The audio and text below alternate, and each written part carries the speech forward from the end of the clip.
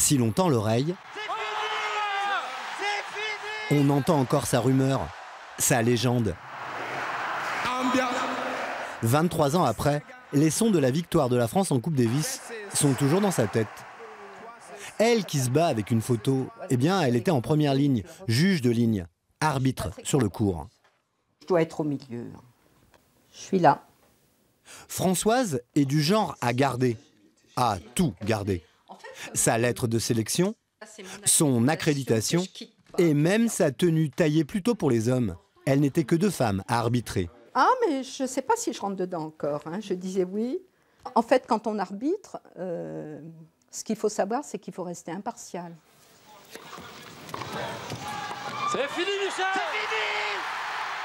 C'est fini! Quand le dernier point était terminé, c'était vraiment...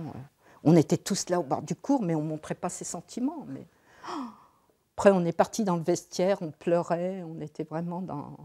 C'était vraiment... ça a été quelque chose de très très fort. Françoise a arbitré plusieurs finales de Roland-Garros et tous les plus grands joueurs, de Borg à Federer, en passant par Noah et Edberg.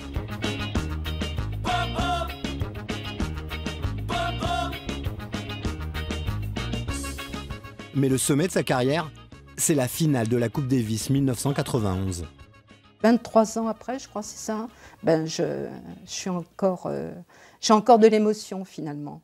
Et je me dis, ben, j'espère que là, avec la Suisse, les Français vont gagner. J'y crois. Je me dis, ça peut être une répétition de États-Unis, France, où on pensait vraiment qu'on allait perdre, quoi, parce qu'ils étaient beaucoup plus forts. Hein. Quand on est arbitre un jour, on a toujours le mot de la fin. Je peux regarder un peu ce que ça donne, hein.